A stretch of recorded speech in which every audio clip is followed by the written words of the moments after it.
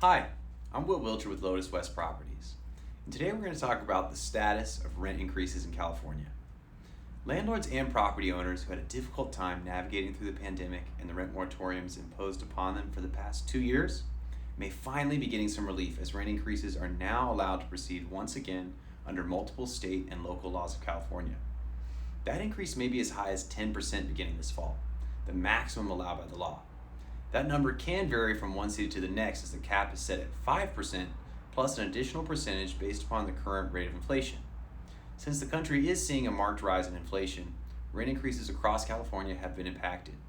For some areas, that rate has maxed out the cap at 10%.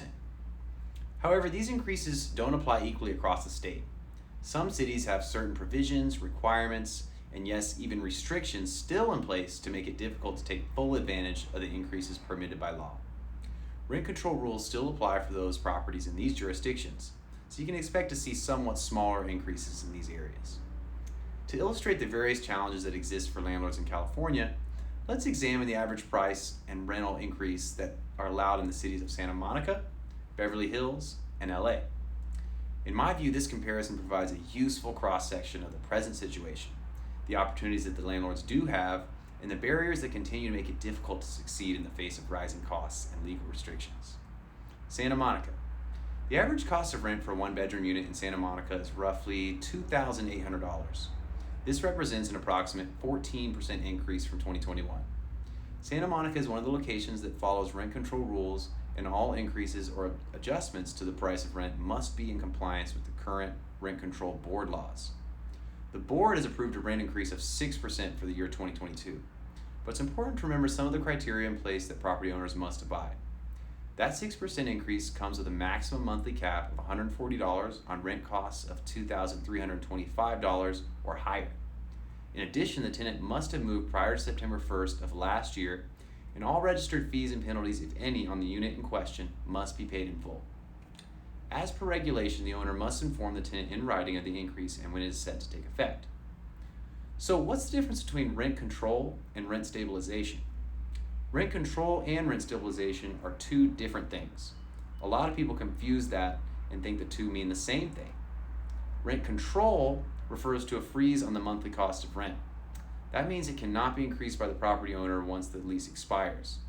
Buildings that were constructed prior to 1947 qualify for rent control, but don't necessarily get automatic status.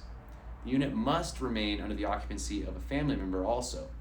So if a unit remains under the occupancy of the same family, it qualifies under the law. However, if another family member fails to take over the lease when the current occupant passes away, under the specifications of rent control law, the unit no longer qualifies for rent control, and it can be rented at a current fair market value. Rent stabilization refers to a cap on the annual increase of rent for an apartment from one year to the next. Stabilizing the cost of rent to prevent wildly expensive increases helps keep units affordable and avoid pricing out large groups of the community. In Beverly Hills, the average cost of rent for a one-bedroom is around $2,800 also. This represents a 17% increase from 2021. Beverly Hills has two forms of rent stabilization in place. The city of Beverly Hills has ended their rent moratoriums and tenant protections from eviction for non-payment. Landlords who plan on raising the rent and evicting tenants from their properties can resume these actions in Beverly Hills. The landlord can increase the rent on their units up to the maximum allowed under the Beverly Hills Rent Stabilization Ordinance, which has been approved at 3.1%. This can begin in September.